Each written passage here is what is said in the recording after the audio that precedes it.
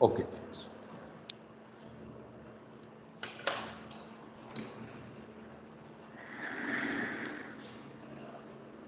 पेटी cash.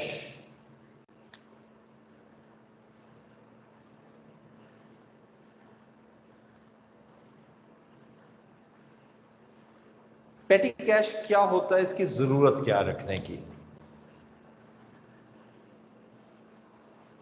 Petty cash is basically a cash which is set aside in order to meet small day-to-day expenses।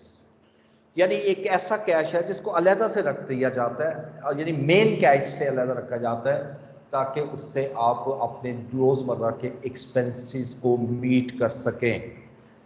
लेकिन ऐसा क्यों किया जा रहा है? जब बिजनेस में कैश आता है उसी में से क्यों नहीं खर्च कर लेते? सपोज एक तरीका तो मेरे माइंड में आता है कि आज की कलेक्शन हुई सपोज 500,000, उसमें से मेरे आज कुछ एक्सपेंसेस हुए 20-25 हज़ार के, वो मैं उसी में से एक्सपेंस करता हूँ, बाकी जो कैश बचता है बैंक में जमा करा जाता हूँ। इसमें कौन सा मसला है? तब भी कोई प्रॉब्लम नहीं।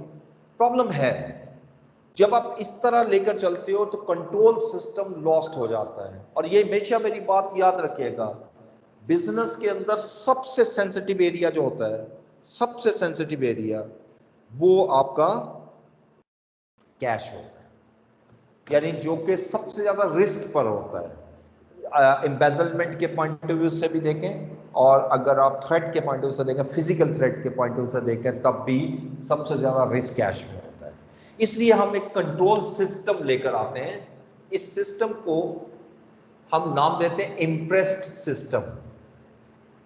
इंटरनल कंट्रोल सिस्टम होता है जिसको हम नाम देते हैं इम्प्रेस्ड, IMPREST, इम्प्रेस्ड सिस्टम। अब इस सिस्टम को जरा देखिएगा और फिर पेटी कैश की मूवमेंट भी यहां हमको नजर आएगी। बेसिक इसमें होता क्या है कि जितनी भी कलेक्शन आ रही है, कलेक्शन कहां से आ रही, किसी भी फॉर्म में है, लाइक वो कैश सेल से आ रही है, या किसी कस्टमर ने, क्रेडिट कस्टमर ने पेमेंट किया आपको, ये सारी जो कलेक्शन आपको आ रही है इसको आप डिपॉजिट करवा दोगे बैंक में, into bank, without having spending a single penny from this amount, a single पैसा from this amount। आपने एक पैसा भी इसमें खर्च नहीं करना। अगर आज 5,000 रुपए आपको कलेक्शन हुई है, 5 का 5,000 बैंक में जाएगा। अगर आज 10,000 की कलेक्शन हुई है तो 10,000 बैंक में जाएगा। अगर आज 500,000 की कलेक्शन हुई है, मैं 500,000 बैंक में डिपॉजिट करवा दूंगा। अगर इसी तरह जो जो कलेक्शन आती जाए मैं बैंक में डिपॉजिट करवाता रहूंगा, तो मुझे बताइए कि मैं एक्सपेंसेस कहां से मीट करूंगा? अब आ जाए ना मसला एक्सपेंसेस की तरफ। ये दूसरा हिस्सा में आता हूं एक्सपेंसेस। एक्सपेंसेस को हम दो हिस्सों में डिवाइड करते हैं। एक वो एक्सपेंसेस होते हैं जो थोड़े से लार्ज नेचर के हैं, और उसके हमारी कोशिश ये होती है कि हम जितनी भी पेमेंट्स हैं वो चेक के थ्रू करें। यानी मोस्ट ऑफ द एक्सपेंसेस हम ट्राई करते हैं जो चेक के थ्रू हम पेमेंट करें। तो इसमें कोई मसला ही नहीं होगा, क्योंकि जितना कैश आ रहा है वो बैंक में जाता जा रहा है, ठीक है। और जब भी पेमेंट करनी होगी मैं चेक इशू कर दूंगा, वो चेक बैंक से निकलवा देगा, तो मेरा सर्कल आसानी से चलेगा। लेकिन दूसरी तरफ ये भी याद रखिएगा, ये जो एक्सपेंसेस आ रहे हैं आपके, इन एक्सपेंसेस में कुछ कैश एक्सपेंसेस भी होते हैं, यानी daily small expenses. For example, आपने अपने किसी इंप्लॉय को किसी मीटिंग में भेजना है, उसके लिए आपने टैक्सी फेयर पे किया करना है, क्या उसको चेक देंगे कि बैंक से जाकर ले लो? कोई कोई आपका कस्टमर आता है, क्लाइंट आता है, आप उसको रिफ्रेशमेंट देते हो, क्या रिफ्रेशमेंट के लिए आप चेक दोगे? जिससे खरीदा है रिफ्रेशमेंट, कोल्ड ड्रिंक, टी वगैरह जो भी आपने लिया, क्या उससे आप चेक दोगे? It's not possible. ये माइक्स ऑफ रखो बच्चों, माइक्स ना ऑन करो। अगर कोई क्वेश्चन हो तो आप उसके लिए जरूर माइक ऑन करो, अदरवाइज आप इसको ऑफ ही रखो। तो इस तरह अगर मैंने फोटोकॉपीज बिजनेस के लिए करवानी है तो क्या फोटोकॉपी वाले को जिससे मैं फोटोकॉपीज करवा रहा हूं उसको चेक दूंगा? वो तो कभी भी एक्सेप्ट नहीं करेगा। इस तरह बिजनेस से बहुत से डे टू डे एक्सपेंसेस होते हैं जो कि आपके इनकर होने होते हैं, तो वो कहां से करोगे? इन एक्सपेंसेस का तो मसला हल हो गया। ये जो बैंक में डिपॉजिट हो रही है वहीं से ये चेक इशू पेमेंट हो जाएगी। इसके लिए हम क्या करते हैं, हम एक सिस्टम बनाते हैं, इम्प्रेस सिस्टम, उसके थ्रू हम कैशियर को एक अमाउंट दे देते हैं, ठीक है, जिसको हम कहते हैं फ्लोट। कैशियर को हम सपोज 5,000 रुपीज कैशियर को दे देते हैं, this is known as float. यानी ये कैशियर के पास है और ये कैशियर को कैसे दे रहे हैं? चेक के थ्रू। उसको चेक दे दिया, उसने बैंक से जाकर निकलवा लिया। अब ये जो उसको दी गई है अमाउंट, ये एक वीक के लिए है। आमतौर पे ये वीकली किया जाता है, मंथली भी कर सकते हो, टर्न आउट पे डिपेंड करता है, ठीक है। सपोज मैं अज्यूम कर रहा हूं ये एक वीक के लिए है। अब पूरा वीक, जैसे वीक स्टार्ट होगा, ये छोटे छोटे एक्सपेंसेस होंगे, ये डिफरेंट एक्सपेंसेस होना शुरू होंगे।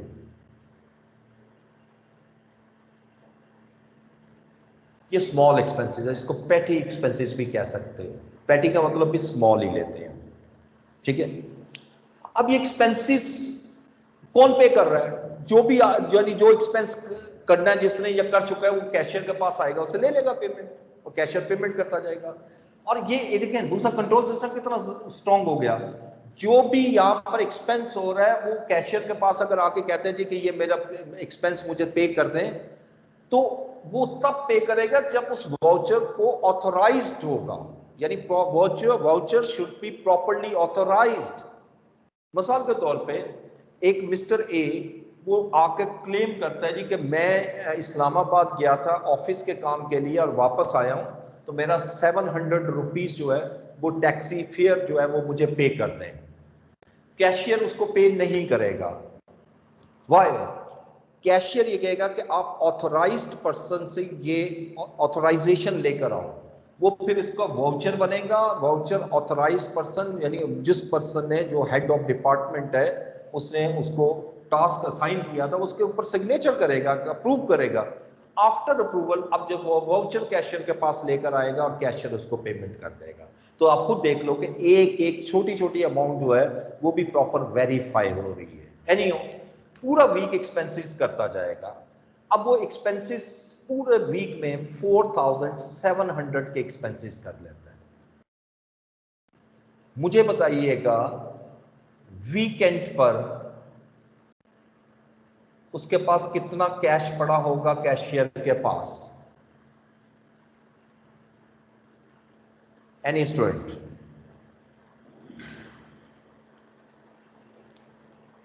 300। जी बिल्कुल ठीक है, क्योंकि 5,000 रुपीज कैश था, उसमें 4,700 उसने एक्सपेंस आउट कर दिया, तो 300 का बैलेंस बच गया। ये 300 उसके पास, ठीक है। अच्छा, अब यकीनी बात है अगला हफ्ता फिर जब स्टार्ट होगा नेक्स्ट वीक, तो उसको फिर पैसे चाहिए होंगे। वो करेगा क्या? आप ये पूरा प्रोसेस देखेगा। ये 4,700 के एक्सपेंसेस जो है ये अपने हेड को भेजेगा कैशियर, जिसको चीफ कैशियर कह लें, या जो भी उसका रेलिवेंट पर्सन है, और ये एक्सपेंसेस फर्दर वेरीफाई हो जाएंगे। और इतनी जितने अमाउंट उसने खर्च किए हैं उतनी अमाउंट का चेक रिसीव कर लेगा उस कैशियर से, 4,700। तो बताइए उसके पास दोबारा कितनी रकम आ गई? जब चेक बैंक से कैश कराएगा तो कितना कैश हो 5,000। जाएगा? 5,000 सर। 5,000। यानी जब नेक्स्ट वीक स्टार्ट हुआ, अब उसके पास दोबारा कितनी कैश मौजूद है?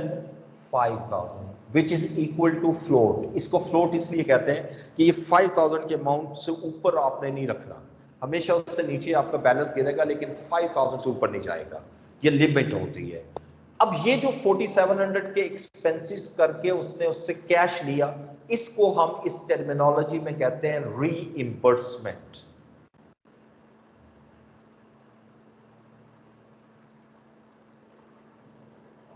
और इस पूरे सिस्टम को हम नाम देते हैं इम्प्रेस्ड सिस्टम, ठीक है जी। अब आइएगा, ये जितने भी एक्सपेंसेस कैशियर ने किए हैं, ये कहां रिकॉर्ड करेगा? आखिर रिकॉर्ड भी तो करेगा ना, ये तो सिर्फ वाउचर्स है।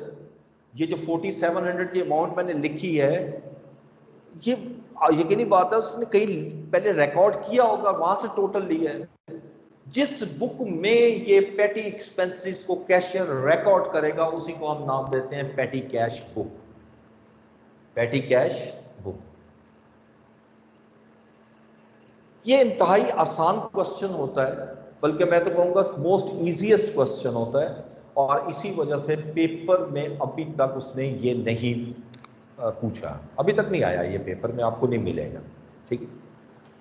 लेकिन फिर भी इसका फॉर्मेट करके जाना, एक आधा क्वेश्चन भी मैं करवा दूंगा, बुक में भी है, वो भी कर लोगे। एक क्वेश्चन है, जरूर करके जरूर जाओ ऐसे क्वेश्चन को। कोई आ भी जाए तो चूंकि पढ़ा होता है, हाथ से किया होता है, आसानी से हो जाता है। और इसके डिफरेंट फॉर्मेट्स होते हैं, ठीक है। 2-3 तरीकों से आप फॉर्मेट बना सकते हो। तो मैं इसका एक फॉर्मेट बना रहा हूँ पेटी कैश बुक का। पहला कॉलम आएगा डेट,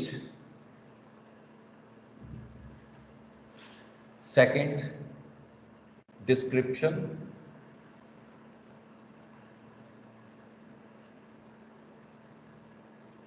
यहां पर मैं लिखूंगा रिसीट्स,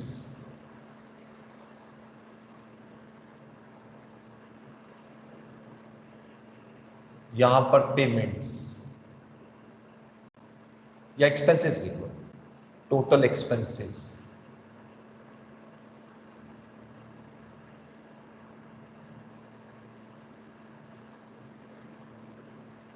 और उसके बाद फिर यहां एक्सपेंसेस की ना डिटेल आती है, वो साथ साथ मैं बनाऊंगा। तो ये एक छोटा सा फॉर्मेट होता है। कैसे मैकेनिज्म लेकर चलता हूं जरा देखते हैं। जैसे आप 1 जनवरी आती है, 1 जनवरी 2017, आपके पास बैलेंस मौजूद है। मैं पहले बैलेंस लेके आता हूं, और बैलेंस आप रिसीट में लिखोगे 5000 का बैलेंस आ। अब ये वीक स्टार्ट हुआ है, ये समझ लो कि वीक स्टार्ट हुआ है। अब इससे नीचे डाटा भी साथ साथ लिखिएगा, क्वेश्चन, ये क्वेश्चन भी बना लीजिएगा साथ साथ। इसमें पहले लिखे क्वेश्चन में रिकॉर्ड का, अब मैं ये बोल रहा हूं पूरा क्वेश्चन प्रॉपर तरीके से लिखिए। रिकॉर्ड द फॉलोइंग ट्रांजैक्शंस इन पेटी cash book.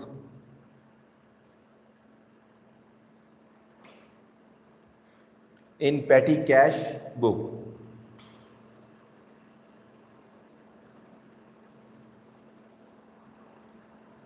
the company maintains a balance of rupees 5000. Company maintains a balance of rupees 5000 as cash float।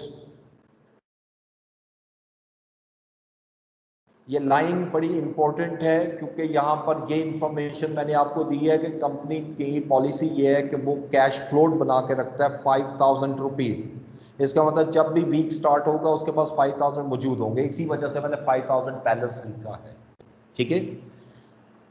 अब नीचे जाइएगा, 1 जनवरी को ट्रांजैक्शन लिखिएगा। पहली ट्रांजैक्शन लिखें, paid for refreshment, paid for refreshment,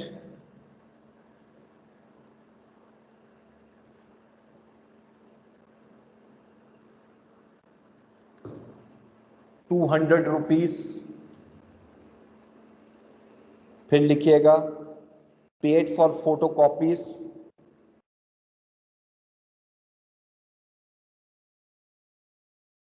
₹100। Then लिखिएगा paid taxi fair,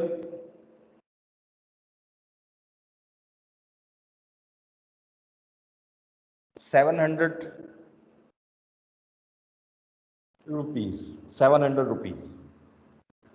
ये फर्स्ट डेट की ट्रांजैक्शन है, फर्स्ट को। तो फर्स्ट को हम ट्रांजैक्शन अब देखें कैसे पोस्ट करेंगे। जी, पहले आपने पे किया रिफ्रेशमेंट के लिए,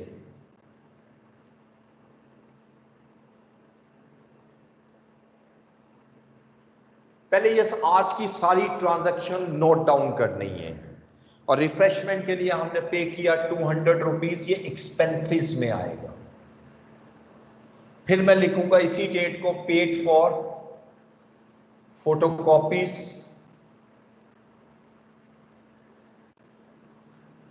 200 रुपीज, सॉरी 100 रुपीज। और तीसरा मैंने कहा कि पेड टैक्सी फेयर 700 मैंने बोला था।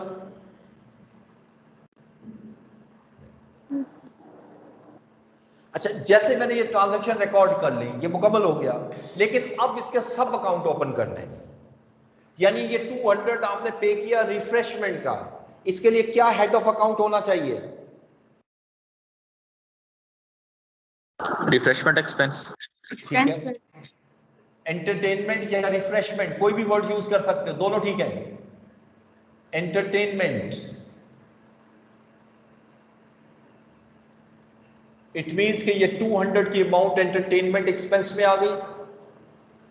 फिर आ रहा है पेड फॉर फोटोकॉपीज, जो आपने 100 रुपीज पे किए हैं। ये जो फोटोकॉपीज वगैरह के एक्सपेंस होते हैं, इस तरह छोटे छोटे बिल्कुल छोटे एक्सपेंसेस जो होते हैं, उसके लिए कोई आप अलग हेड नहीं लेते। इसके लिए आप हेड लेते हो मिसलेनियस एक्सपेंस। मिसलेनियस एक्सपेंसेस और 100 रुपीज मिसलेनियस आ गए। फिर आपने टैक्सी फेयर पे किया 700 का स्टाफ को। जो टैक्सी फेयर है उसके लिए जो हेड हम यूज करते हैं वो ट्रैवलिंग है।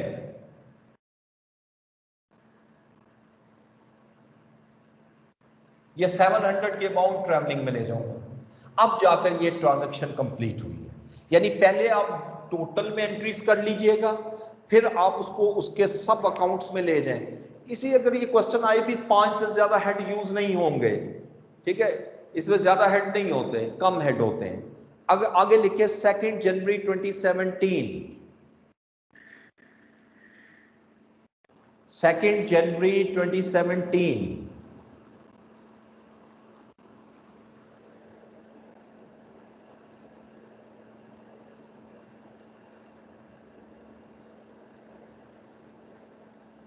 Excuse me sir. जी जी सर कोई रिमूव कर रहा है बार बार।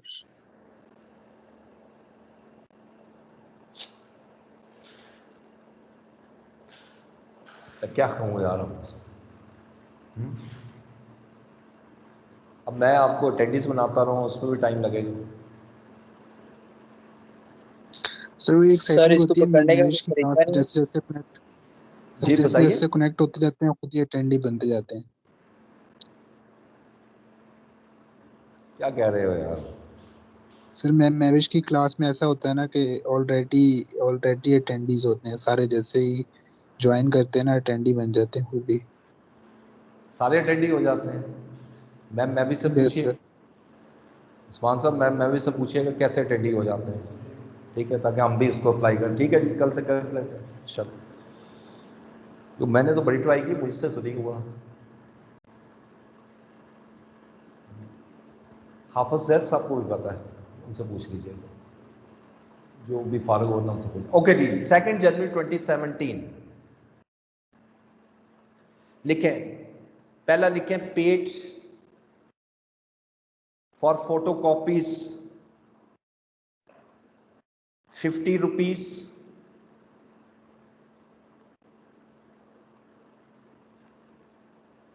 सेकंड लिखें purchase stationery items, purchase stationery items 600 rupees.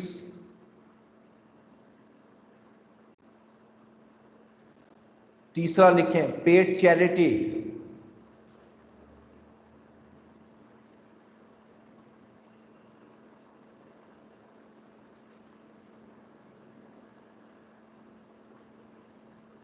100 rupees.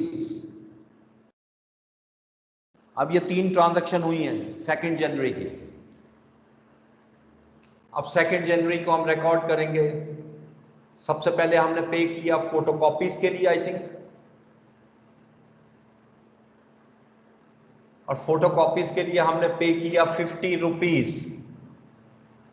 Then हमने पे की, परचेज की स्टेशनरी आइटम्स,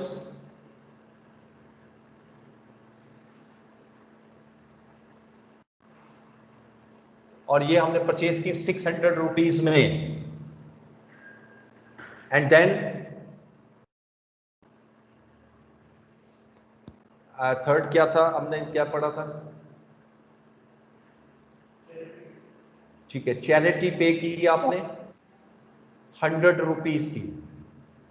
अब इसके सब अकाउंट्स में देखते हैं कैसे लेके जाएंगे अमाउंट।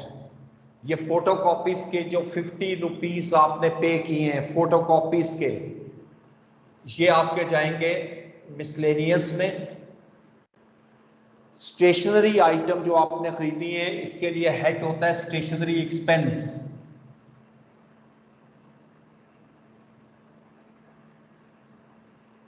इस 600 को स्टेशनरी में ले जाइएगा।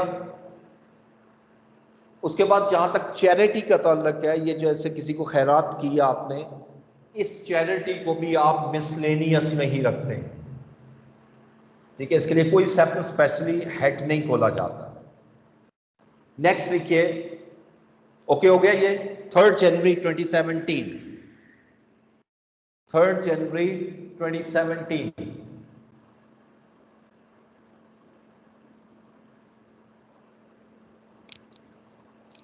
देखिए, paid taxi fare to staff, paid taxi fare to staff 900 rupees.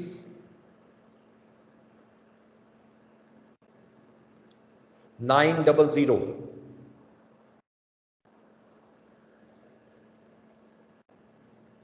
paid to leopard courier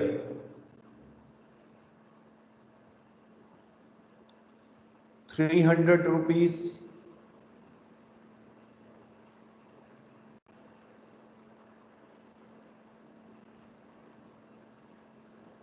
तीसरा लिखें paid for refreshment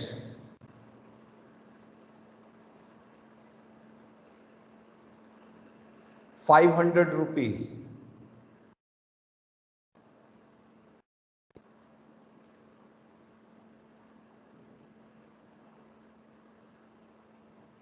paid for refreshment 500 rupees. Okay, अब 3 जनवरी की एंट्रीज करें। 3 जनवरी को सबसे पहली एंट्री क्या थी जी?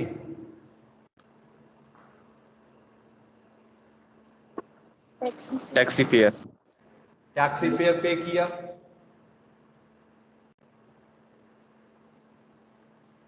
कितने अमाउंट? 900 आई थिंक लिखवाई थी मैंने। Yes sir. 900, ओके। इसके बाद next leopard courier. Leopard courier को आपने पे किया, कितनी अमाउंट पे की? 300। 300 rupees। ऐसा ही है, 300 ही है ना? Yes sir. ओके, उसके बाद फिर हमने लिखा था जी कि रिफ्रेशमेंट करवाई आपने, पे किया रिफ्रेशमेंट के लिए I think 500। Yes sir. Okay, अब इसको टोटल करें और उसको तरफ ले आए। ये 900 जो है, ये टैक्सी फेयर किस हेड में जाएगा बोलिए? ट्रैवलिंग। ये ट्रैवलिंग में ले आए। लेपर्ड कोरियर को जो 300 पे कर रहे हैं किस हेड में जाना चाहिए? मिसलेनियस। किसमें?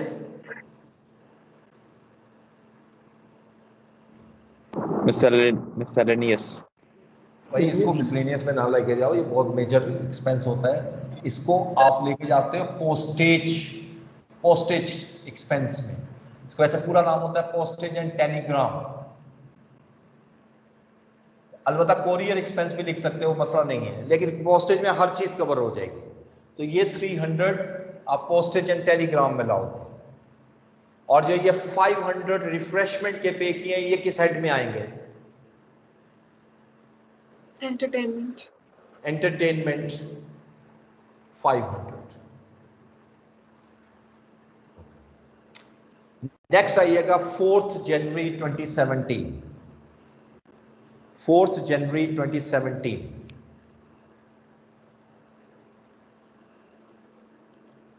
लिखे पेड फॉर फोटोकॉपीज 100 रुपीज,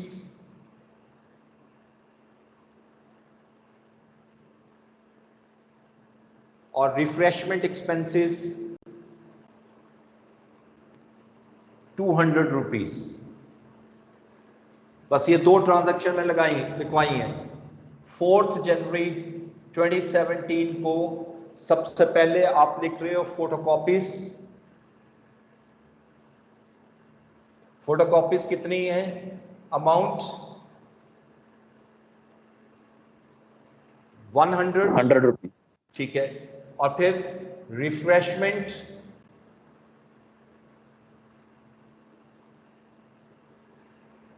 200। अब बताइए फोटोकॉपीज कहां पर लेके जाऊं?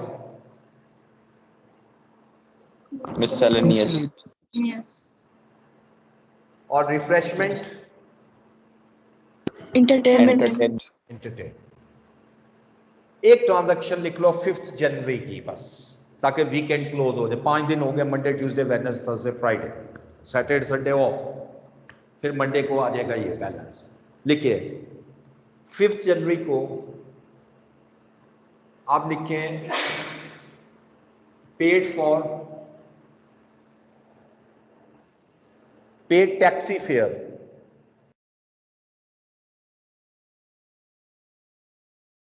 Paid taxi fair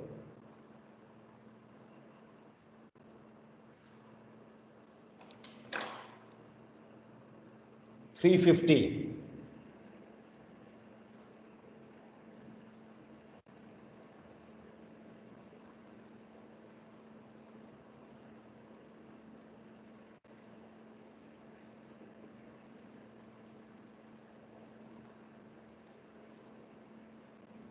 $350।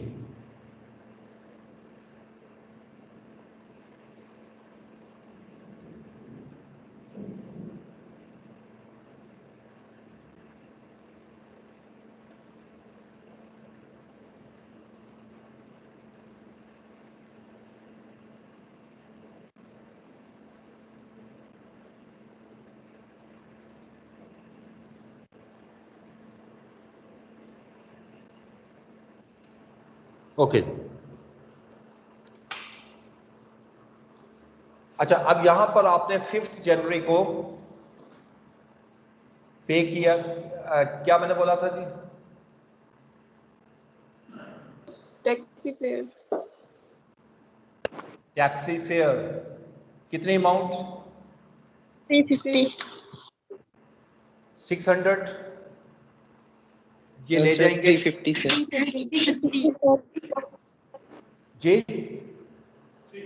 सर 350।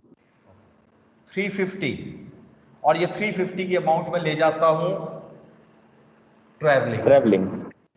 अच्छा, अब बस ये पोस्टिंग कोई मुश्किल नहीं होती, सिंपल आपने देखना होता है, और हेड ऑफ अकाउंट भी अक्सर दिए होते हैं। अब सुनिएगा, यहां से क्लोजिंग जरा थोड़ा सा ध्यान से देखनी, क्लोज कैसे करना है। जब ये मंथ एंड होता है, एक लाइन छोड़नी है आपने यहां से, और यहां से इसको टोटल करना। ठीक है, इसका टोटल कितना आता है?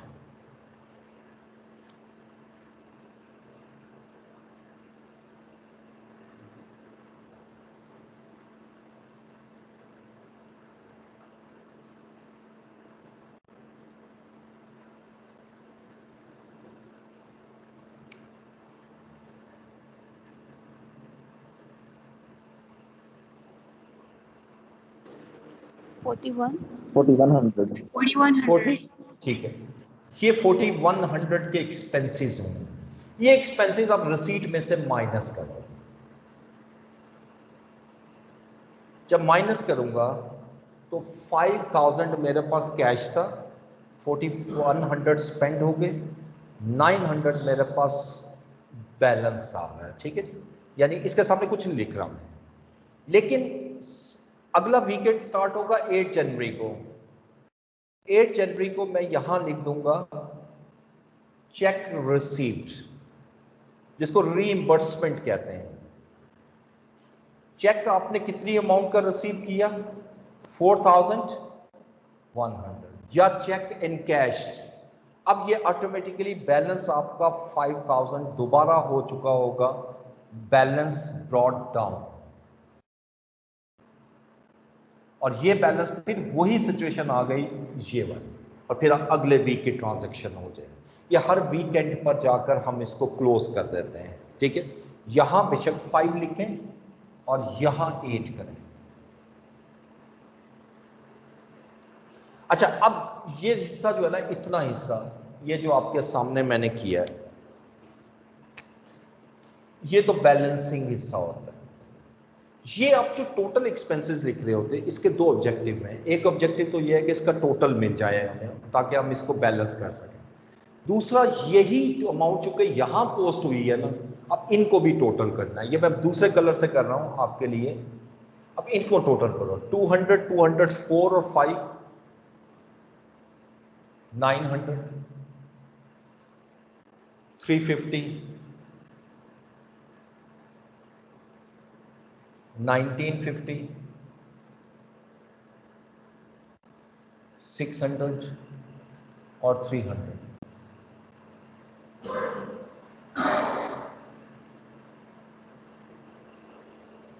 इन पांचों को प्लस करोगे तो ये टोटल किसके इक्वल आना चाहिए, 4100। 4100, ठीक है जी। ये तो इसका पहला हिस्सा था, जिसको हम कहते हैं कि रिकॉर्ड द ट्रांजैक्शन इन पेटी कैश। वो जरा लेंथी जरूर होती है, बट बिल्कुल मुश्किल नहीं होती, इंतहाई आसान होती है। बड़े आराम से आप इसको सॉल्व कर सकते हो। आगे चलिएगा नेक्स्ट में। इसका दूसरा हिस्सा समटाइम एग्जामिनर ये भी रिक्वायर कर सकता है, and post them into ledgers. बहुत आसान कि अब इनको आपने लेजर्स में पोस्ट कर। भाई किसको लेजर में पोस्ट करना है, सिर्फ ये हेड्स को। ये 5 लेजर बनेंगे, और ये सारे लेजर कौन से हैं, एक्सपेंस, सब एक्सपेंस के लेजर हैं। और एक एक एंट्री पोस्ट नहीं करनी, सिर्फ टोटल पोस्ट करना है। और देखो मैं एक दो बना के दिखा देता हूं। मसलन पहला एंटरटेनमेंट का लेजर,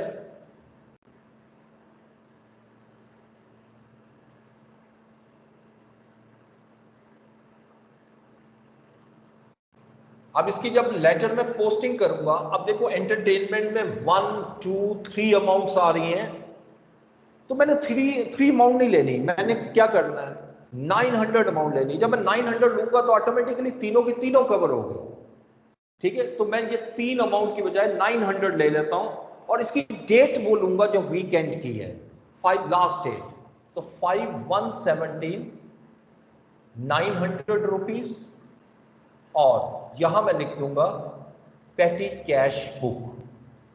यानी इसको पेटी कैश बुक मैंने इसलिए लिखा कि अगर मुझे डिटेल चाहिए कि 900 कैसे स्पेंड हुआ, तो मैं इसकी पेटी कैश बुक में जाकर इसकी फर्दर डिटेल इसकी फाइंड आउट करूंगा।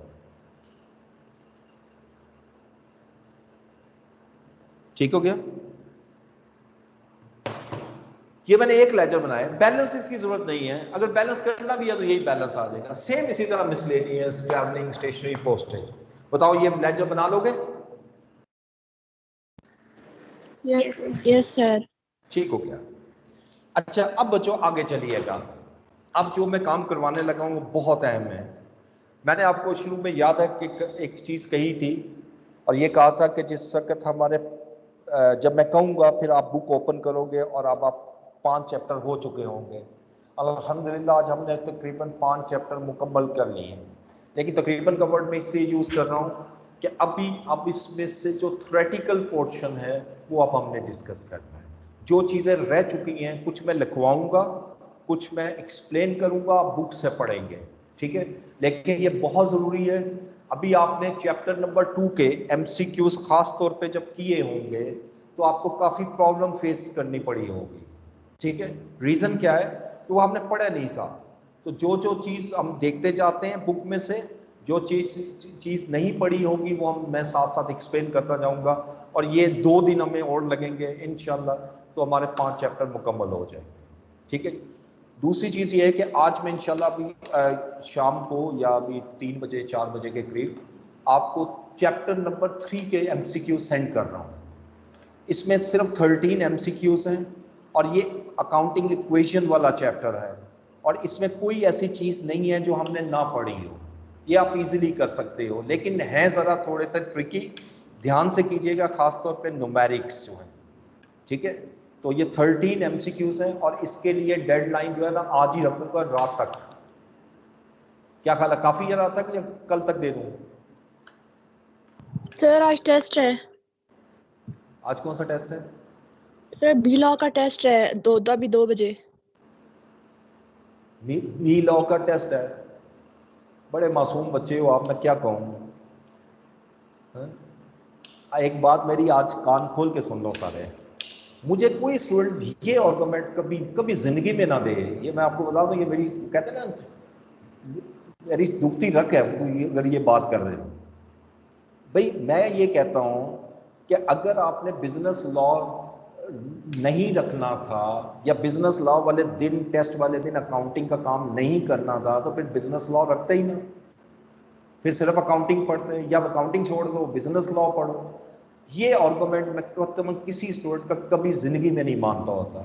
ठीक है। तो इसलिए आज तो मैं मान लेता हूँ आपकी बात रोज़ों की बरकत से, लेकिन ये बात याद रखिएगा, मुझे कोई ये आर्गुमेंट हरगिज़ ना दे कि जी आज फलां का टेस्ट है, आज फलां का टेस्ट है।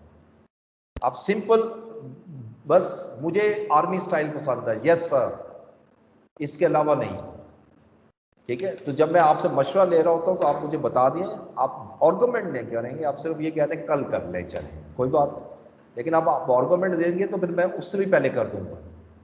तो बहरहाल डेडलाइन जो है ना वो मैं कल की रख देता हूँ, और कल इफ्तारी से पहले पहले, जैसे इफ्तारी होगी उसके बाद जो भी आएगा आंसर मैं चेक नहीं करूँगा, जैसे पहले भी किया था। ठीक है। बाकी सबको मैं जवाब देता रहता हूँ। सो अब आइएगा, बुक ओपन कर लेनी है आपने अपनी इंट्रो की।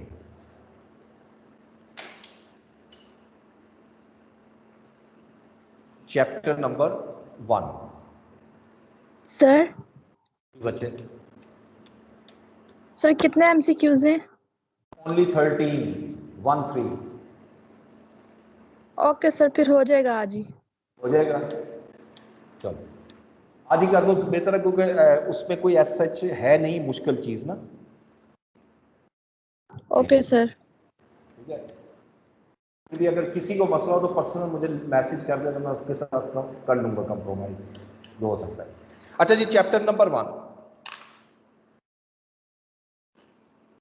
पहली चीज जो आप हमने डिस्कस करनी है, लिखिएगा, ये मैं लिखवाऊंगा कुछ चीजें आपको बहुत जरूरी हैं, वैसे तो बुक में है लेकिन मैं एक अपने तरीके से भी लिखवाता हूं ताकि आसानी से समझ लो।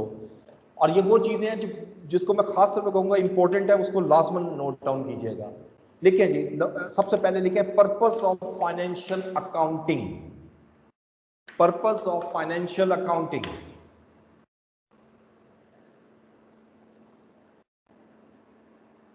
कॉपी ओपन की हुई है ना आप लोगों ने?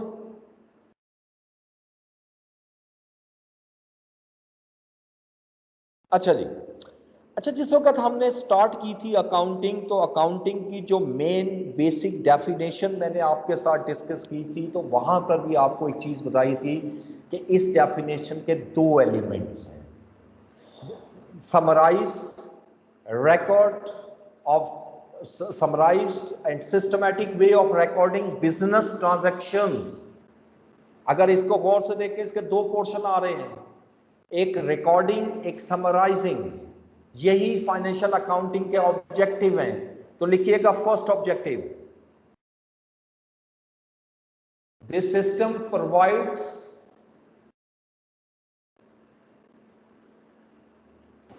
सॉरी दिस सिस्टम कह रहा हूं इट प्रोवाइड्स अ सिस्टम। ये सिस्टम तो नहीं है ना, ये तो अकाउंटिंग है। It provides a system of recording and maintaining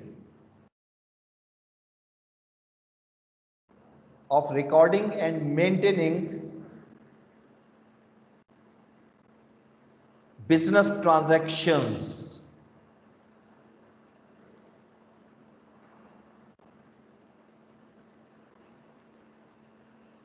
Number 2, providing financial information.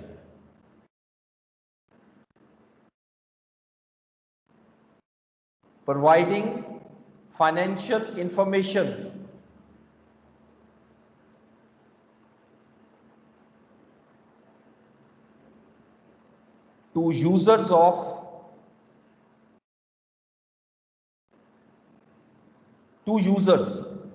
USERS, बस इतना कर दो, और विद इन ब्रैकेट लिखिएगा in the form of financial statements.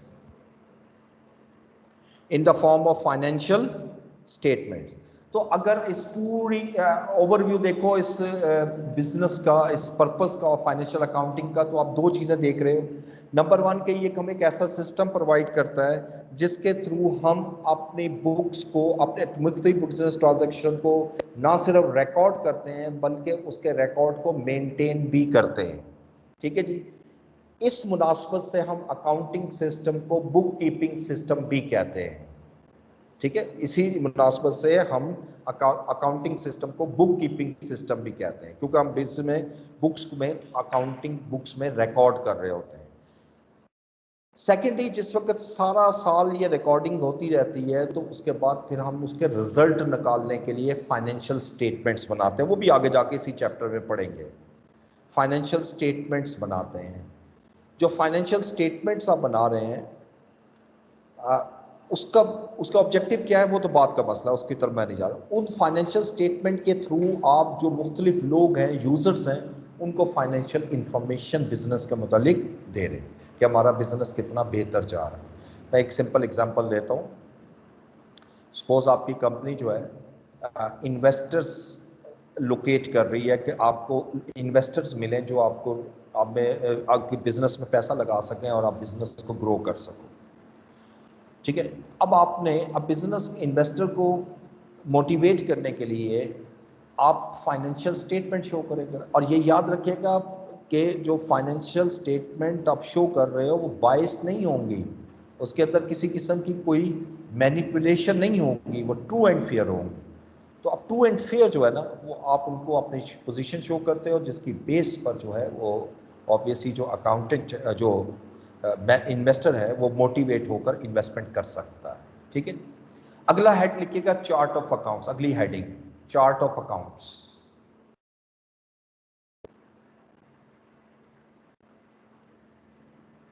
इसको करने से पहले जरा थोड़ा सा इसका आइडिया समझ लें, फिर मैं लिखवा देता हूं इसको बारे में भी। आपका जो चार्ट ऑफ अकाउंट ज्यादा हेल्प देते हैं कंप्यूटराइज सिस्टम में।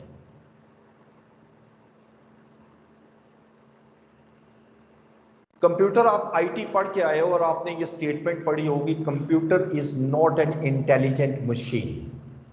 कंप्यूटर खुद इंटेलिजेंट मशीन नहीं है। ठीक है, यानी कंप्यूटर तो कमांड लेता है और उसको कर देता है। हाँ, फास्टेस्ट मशीन जरूर है कि आपने कैलकुलेशन आप लिखते हो और बस सम देते हो और वो हो जाता है, इतनी तेजी से वो कंप्यूटर कैलकुलेट करता है। तो जो कंप्यूटराइज अकाउंटिंग है वो बेसिकली कोडिंग सिस्टम को एक्सेप्ट करता है। एक सिस्टम होता है जो कोडिंग सिस्टम, जिसमें हम मुख्तलिफ कोड्स लगाते हैं। ठीक है, मिसाल के तौर पे आपके 5 एलिमेंट है, जैसे एसेट्स हैं, लाइबिलिटीज हैं, ऑनर्स इक्विटी है, वगैरह वगैरह। मैं इसको 01 कोड दे देता हूं। अब एसेट्स की भी तो टाइप होती है ना, एसेट्स में करंट एसेट्स भी हैं और एसेट्स में नॉन करंट एसेट्स भी हैं। इवन लाइबिलिटी में भी करंट लाइबिलिटी भी है और नॉन करंट लाइबिलिटी भी है। मैं इसको कोड दे देता हूं 0102, इसको कोड देता हूं 0102। अच्छा, अब ये कंफ्यूज ना होइएगा कि ये मैं रिपीट कर रहा हूं। बेसिकली ये पूरा कोड अभी तक बना नहीं है, अभी जितना बना है मैं इसको रीड करूंगा 01-01। तो ये 01-01, ये 02-01, सॉरी, तो ये एक किस्म के यूनिक खुद ब खुद होते जाएंगे। फिर तीसरे लेवल पे करंट एसेट में आप कहते हो कैश भी है, अब कैश को कहते हैं जी 001, फिर कहते हैं जी अकाउंट रिसीवेबल है 002 एंड सो बेशुमार लगा सकते हैं। अब अगर मैं आपके सामने कोड, अब मैं कैश में एंट्री करना चाहता हूं, सॉरी अकाउंट रिसीवेबल में एंट्री करना चाहता हूं, तो मैं क्या कोड लिखूंगा? मैं अकाउंट रिसीवेबल नहीं लिखूंगा, मैं लिखूंगा ये 01-01-002 और इसके बाद अमाउंट लिख दूंगा, वो खुद ब खुद अकाउंट रिसीवेबल में एंट्री कर देगा। ये सारा इस सिस्टम को हम कहते हैं कोडिंग सिस्टम। और अब ये जो मैं पूरे चार्ट बना रहा हूं कि किसको कौन सा कोड लगाना है, इसको हम कहते हैं चार्ट ऑफ अकाउंट्स। ठीक है, लिखिएगा इसकी डेफिनेशन आसान वर्ड्स में, बुक में भी वैसे बहुत इजी लिखी है लेकिन मैं अपने अल्फाज में लिखवा रहा हूं एक। It is a list of head of accounts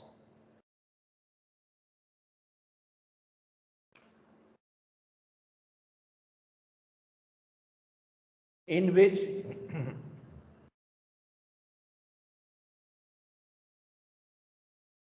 each item shall be given a unique code. Each item shall be given a unique code.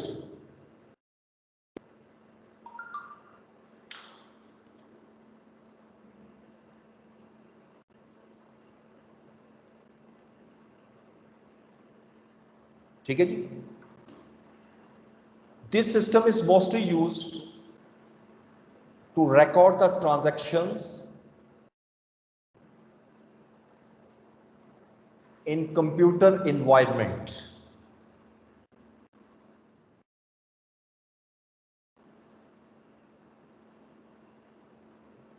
Sir repeat कर दें प्लीज, जी, रिपीट कर दें एक दफा प्लीज। क्या चीज रिपीट कर रही?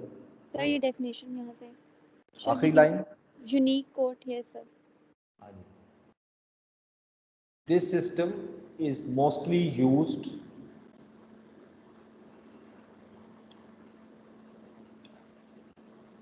for recording recording the transactions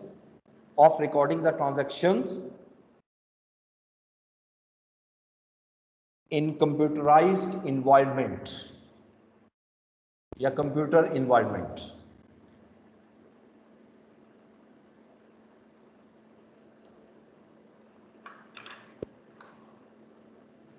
In computer environment.